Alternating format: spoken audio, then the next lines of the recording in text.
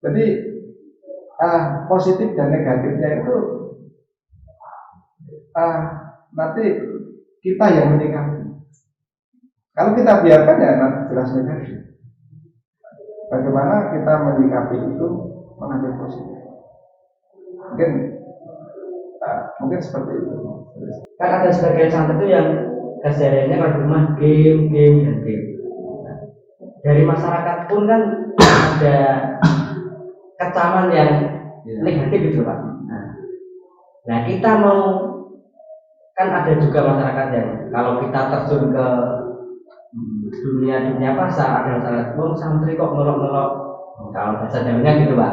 Santri kok ngelok-ngelok nih masyarakat kalau ngurusi agama gitu Pak. Kalau ada santri yang ikut ke politik, santri kok ngelok nih politik, ngurusi agama. Iya.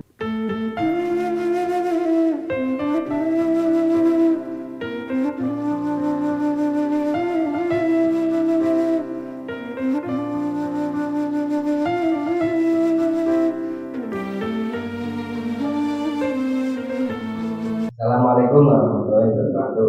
Kembali lagi bersama kami di podcast Ma'al Hasani Ma'al Tali Darul Hasaniyah. Yang mana kali ini kita akan berbincang dengan beliau Kiai Anwari. Sebelumnya kami akan menunjukkan jenjang pendidikan yang telah ditempuh oleh beliau. Pertama, beliau adalah lulusan Pondok Pesantren Darut Tauhid Al Hasaniyah, yakni Prodi dalam negeri. Yang kedua itu pernah S1 di Sunan Giri, yakni jurusan Muamalah Syariah. Kemudian dilanjut yang kedua juga dilanjut S2 di situ juga, yaitu yang mana pada S1 itu menjadi awalnya Muamalah Syariah, yang S2-nya juga sama tetapi terganti oleh namanya. Mungkin karena apa Pak? Kok bisa S2-nya kan menjadi hukum ekonomi syariah. Yang awalnya menjadi muamalah syariah, tetapi S2-nya menjadi hukum ekonomi syariah. Ya itu karena penyesuaian belajar. Kalau dulu mungkin ekonomi muamalah syariah itu lebih ke apa ya? Kalau gelarnya itu SHI, kalau sekarang itu general. Antara hukum ekonomi syariah dan hukum yang lain mungkin ya penyesuaian bisa penyederhanaan. Tapi itu sama ya, jurusan. Bintang kali ini kita akan menemani Anda dalam 20 sampai 30 menit ke depan. Kali ini kita akan tema bagaimana sih pesantren menyikapi etika pesantren dalam menyikapi pasar global. Sebelum melonjak pada lebih jauh, saya akan menanyakan yang pertama, apa sih yang dimaksud dengan pasar global?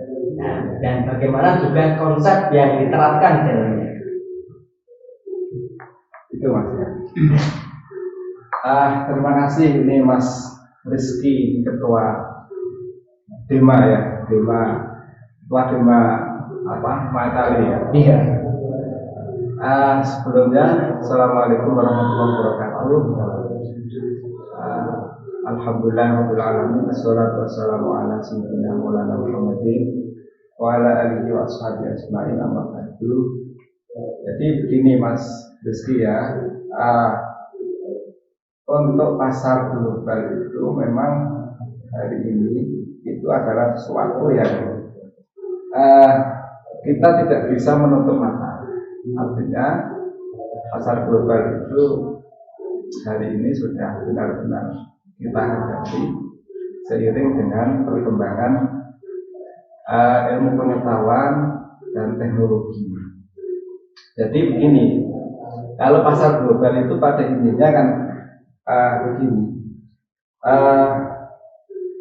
sebuah pasar yang terjadi antara beberapa pihak, dalam hal ini mungkin perusahaan besar yang di situ saling bersaing, terus kemudian saling menawarkan barang, saling mempromosikan barangnya masing-masing, terus kemudian dipromosikan secara luas antar dunia.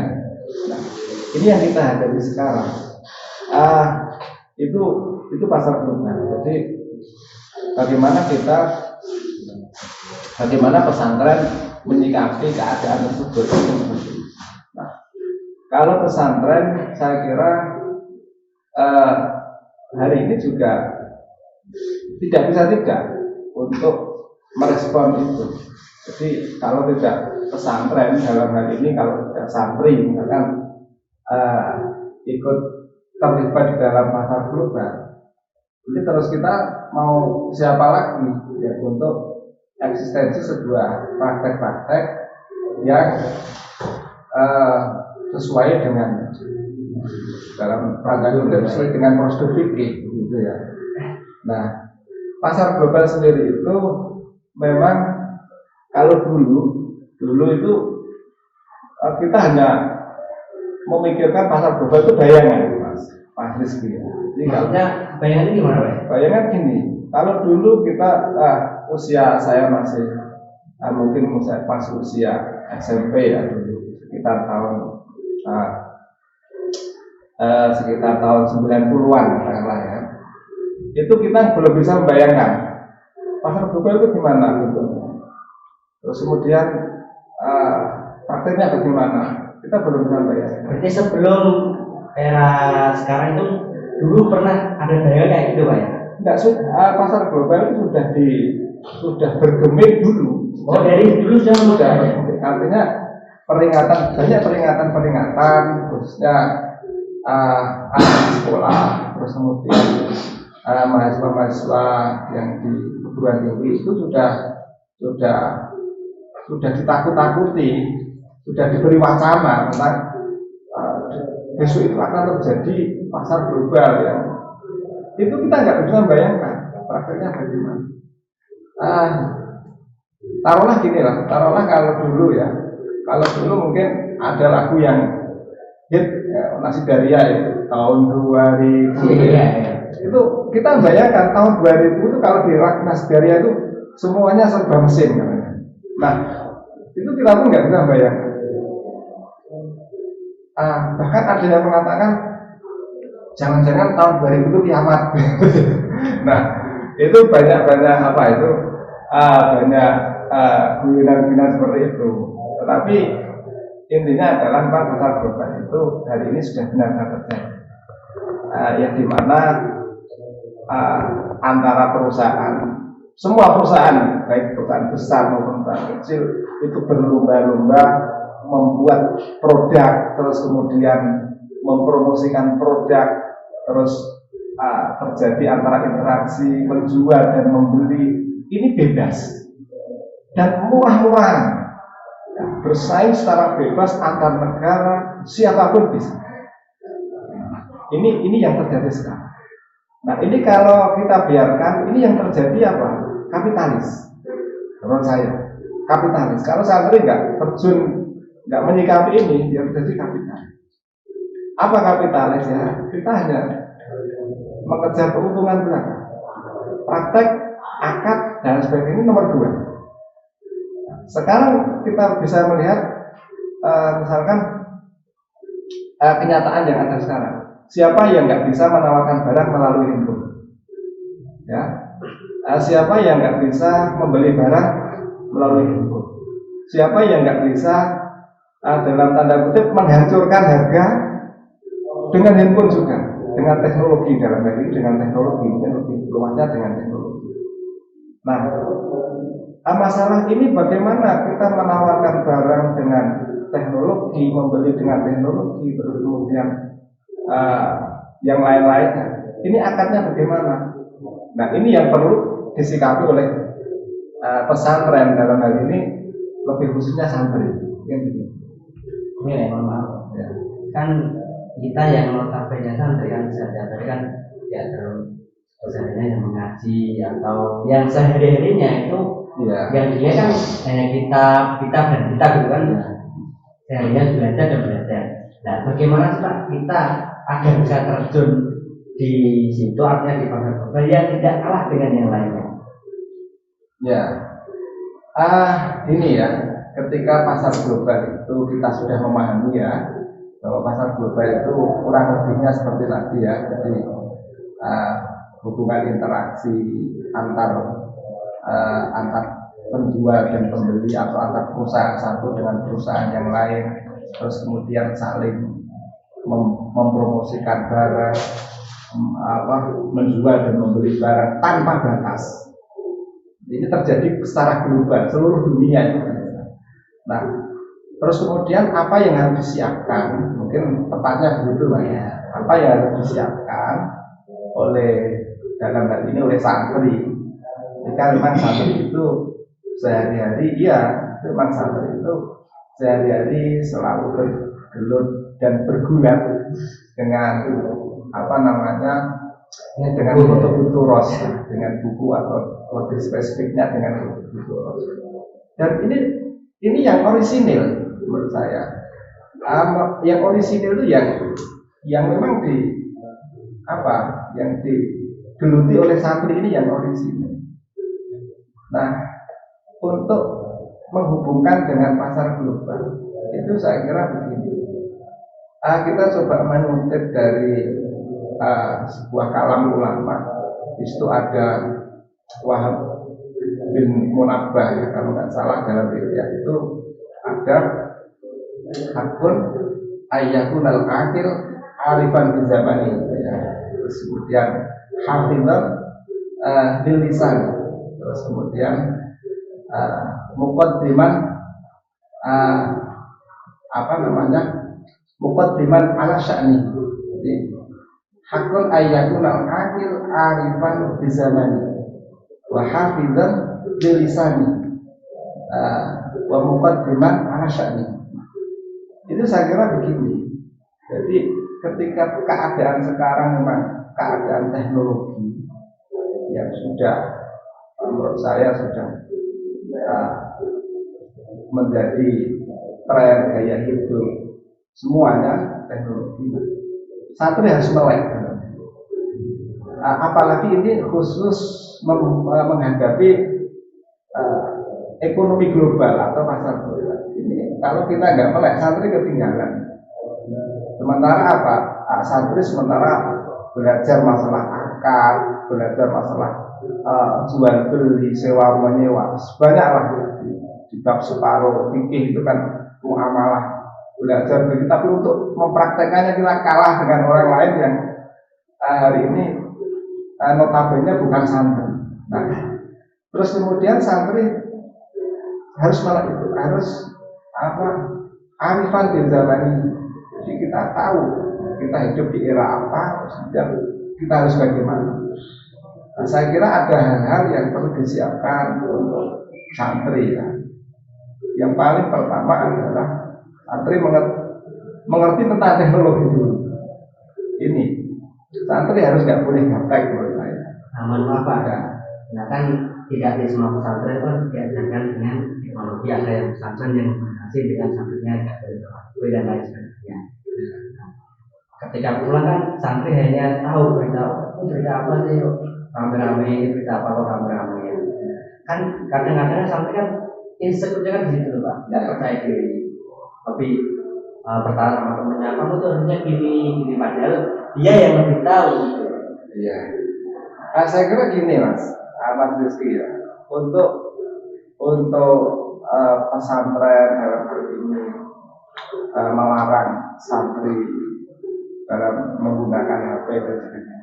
Ini tidak masuk kategori menghalangi santri untuk berteknologi sebenarnya. Karena belajar teknologi itu bisa dimulai dimanapun, kapanpun, ya. Saya kira selepas dari pondok pesantren kita terus belajar teknologi. Tapi di pondok pesantren pun kan sudah banyak kan. HP itu kan bagian kecil saja sebenarnya. HP itu bagian kecil. Teknologi itu bisa kita akses melalui informasi dari pihak manapun sekarang. Sekarang sudah bebas teknologi. Kita belajar teknologi di sini, yang saya maksud mungkin kita lebih belajar teknologi secara luas. HP itu tidak menjadi tolak ukur, gitu ya. Nah intinya satu itu, kita harus memang tidak anti teknologi. Ya, santri itu tidak anti teknologi. Terus kemudian yang kedua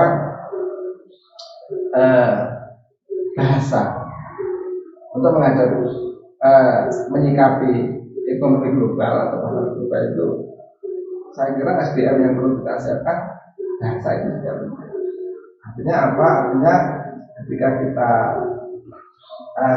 mau menjelajah ya, menjelajah untuk bergelut di bidang ekonomi global, kita harus minimal kita mau berhubungan dengan orang Cina kan ya, karena yang menguasai ekonomi kan Cina. Kita harus sedikit-sedikit bisa lah bahasa Cina. Lain dengan misalkan seperti saya ini kan sudah produk old ya, sudah produk lama ya, jadi untuk mungkin nggak begitu nggak begitu terjun banyak ekonomi. Tapi untuk masa depan jenengan-jenengan yang masih sangat produktif, ini nggak usah canggung-canggung, bahasa kasih. Bahasa bisa itu bisa meliputi bahasa Cina, Mandarin, ya. Bahasa Inggris itu sudah malah itu wajib gitu kalau untuk bukan ekonomi ya. Iya, kalau untuk kita ngomong ekonomi global itu bahasa Inggris itu sudah malah itu wajib. Kalau kita nggak bisa untuk global nggak bisa. Terus kemudian mungkin bahasa Arab. Terus yang ada lagi mungkin yang perlu disiapkan santri atau pesantren, mungkin kita tahu regulasi pemerintah, regulasi baik itu nasional maupun regulasi internasional mengenai perjalanan perekonomian atau pasar global hari ini itu ya tidak lepas dari regulasi. Nah, itu bagaimana terus kemudian diejawantahkan di semua SDM itu yang beberapa item yang saya sebut tadi itu diejawantahkan dalam bentuk saya ikut praktek untuk apa namanya mencoba mengikuti dulu. Nah itu mungkin nanti bisa untuk santri menerapkan. Tapi kalau sekedar teori mungkin santri cukup bisa mengcounter saja,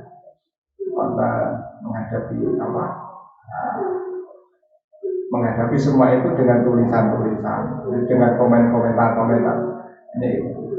Dan itu menurut saya ya bagus lah, cuma kurang untuk hari ini kurang mengena ketika kita nggak terjadi. Terima kasih Pak. Biasanya dari kami itu kalangan santri Pak. Itu apakah dari adanya pasar global ini memberikan atau memberikan dampak yang lebih ke positif atau lebih negatifnya? Iya. Kalau positif negatif jelas ada. Pasar global itu saya lebih tertarik ke teknologinya. Sebenarnya pasar global itu kan dampak dari teknologi juga. Atau pasar global dan teknologi itu nggak bisa ditinggalkan satu paket, karena global dengan teknologi hari ini itu menyatu.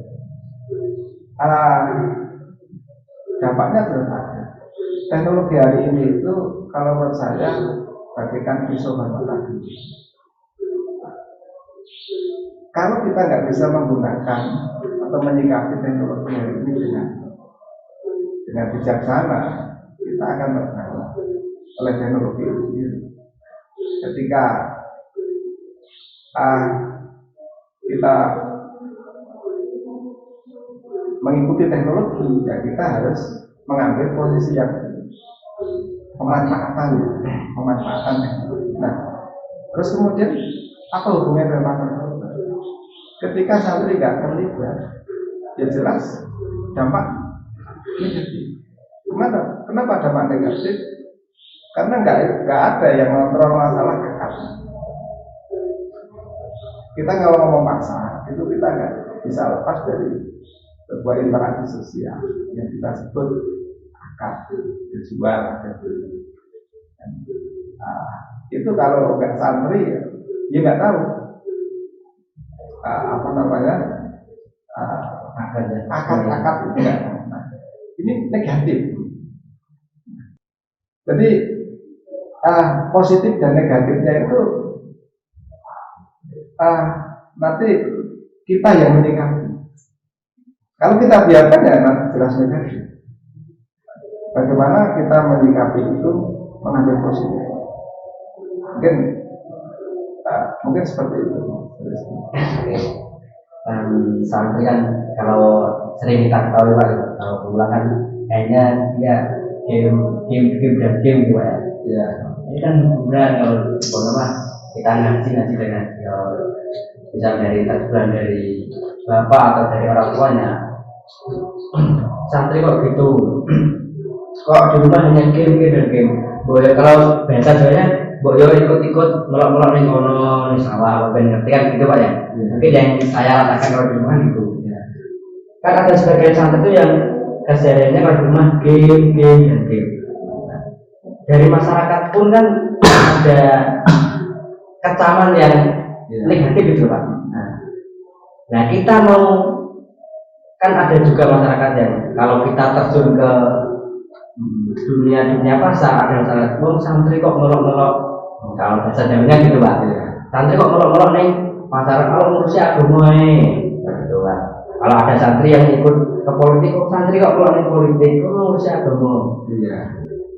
Terkait dengan, nah dia juga yang masyarakat yang kalau dipimpin seorang yang nggak benar itu kan juga nggak mau Pak. Nah, terus bagaimana kita menyikapi?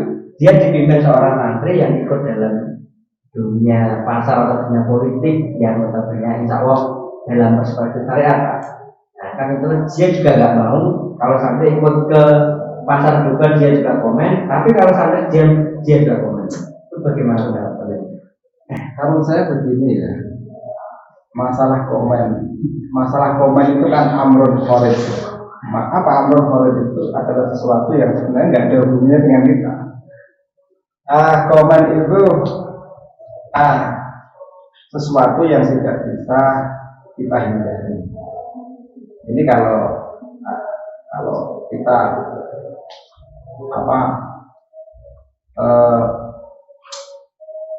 menghadapi masalah komentar atau ya, itu sesuatu yang menurut saya tidak penting.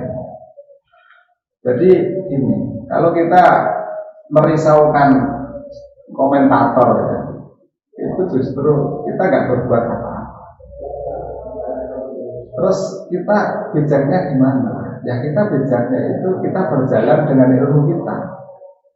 Santri itu kan kita berjalan sesuai dengan ilmu kita, dengan kemampuan kita. Makanya yang perlu disiapkan itu memang SDM. SDM itu ya sumber daya manusianya sangat berperan. Sementara hari ini SDM santri itu kan lebih pada teori yang original, teori-teori yang ada di kitab. Itu luar biasa sebenarnya. Cuma untuk mempraktekkan hari ini dengan keadaan teknologi hari ini, kadang kita juga kesulitan tanpa kita juga bisa teknologi. Iya. Nah, santri harusnya gimana? Ya, berjalan di atas real santri, berjalan di atas ilmu, berjalan di atas ilmunya santri itu apa? Nah, terus ada lagi yang lebih penting itu begini. Santri itu menurut saya harus punya jiwa. Kalau alim bilang ya, santri itu harus alim Mas Rizky. Kalau nggak alim ya wajib alim, wajib alim. Santri itu apa? Nah, dengan kealimannya itu sehingga santri itu menurut saya harus punya dua jiwa yang harus ditanam, betul ditanam. Yang pertama adalah jiwa kritis. Orang kritis itu kalau nggak alim nggak bisa. Ya, orang kritis itu kalau nggak alim nggak bisa. Orang bisa kritis itu karena alim.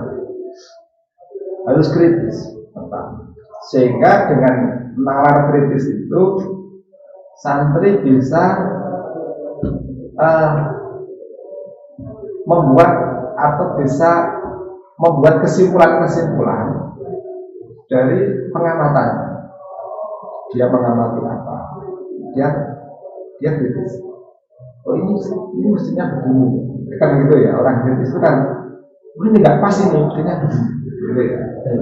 Sering mengkritik. Nah, itu kalau nggak ada nggak. Karena orang tahu sesuatu itu benar dan tidak benar itu punya ukuran. Apa? Ya ilmu itu. Orang yang punya ukuran ilmu ya alim. Nah, jadi kita harus kritis. Santri itu harus melihat fenomena apa. Harus kita langsung kritis. Kok begini ya? Itu akad apa ya? Wah ini harusnya dibuat gimana ya? Ini kan santri ya. Wah itu salah ya. Itu kurang pas. Nah itu tahu. Terus yang kedua, ini yang banyak dilupakan. Rata-rata memang santri itu hanya selesai atau berhenti dikritis. Sering mengkritik, wah ini kurang pas, ini haram, ini makruh, kan begitu ya. Tanpa ada penalaran,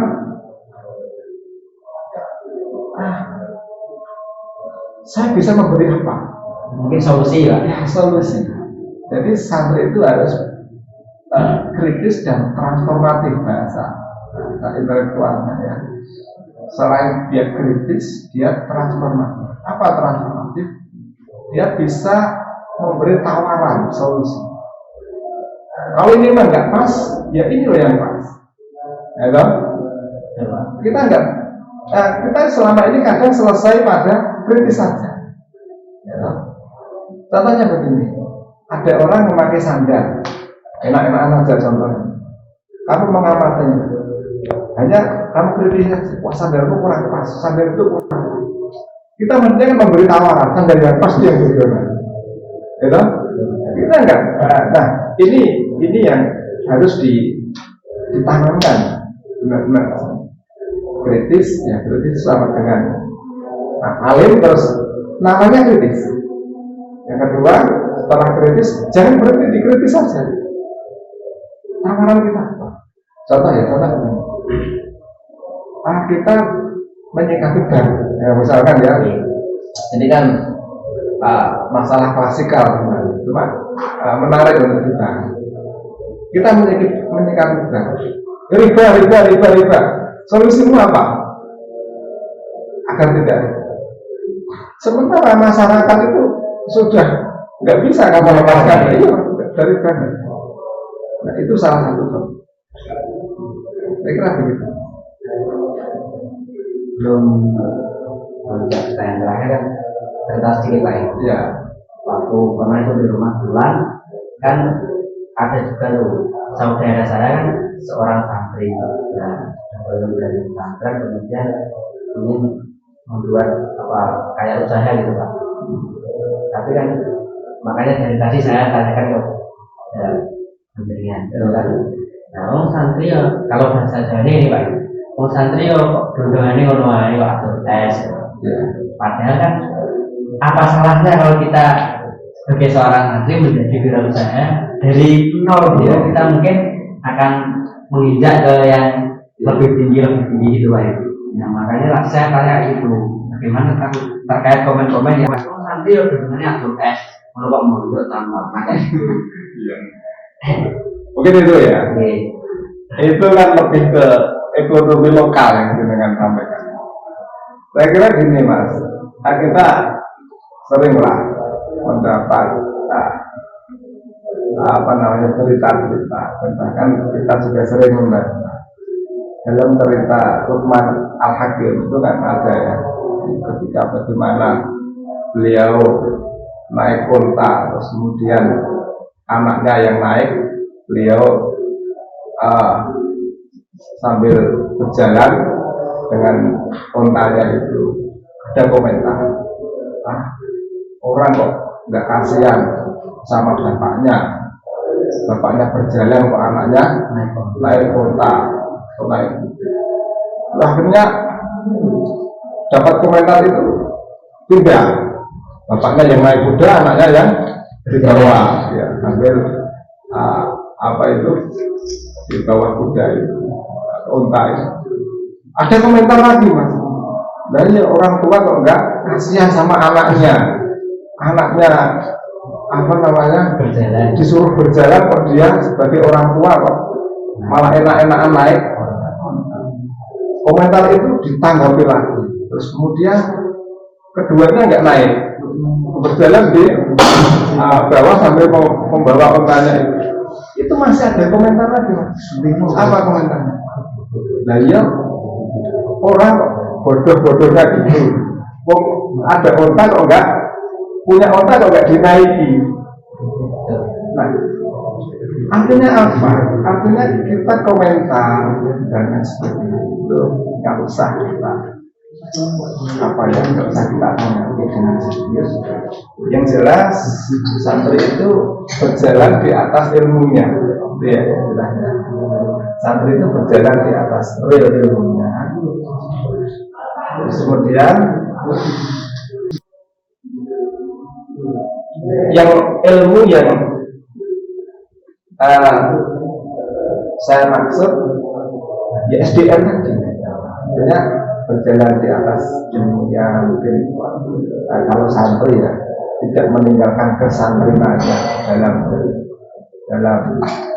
apa namanya berkehidupan sosial, baik itu melakukan apa namanya praktek ekonomi maupun itu dianya, itu tetap berjalan di atas ilmunya. Terus kemudian untuk lebih spesifik mungkin di bidang wirausaha seperti yang dengan sampaikan itu, ya itu kita nggak usah menghiraukan komentar, nanti jadinya seperti itu lagi. Kalau kita menghiraukan komentar, kita nggak ngelakuin apa-apa. Saya kira untuk anak-anak misalkan ya masih di pesantren, kita bekali rasa percaya diri, terus kemudian kita bekali apa namanya pengetahuan tentang keteknologian, ke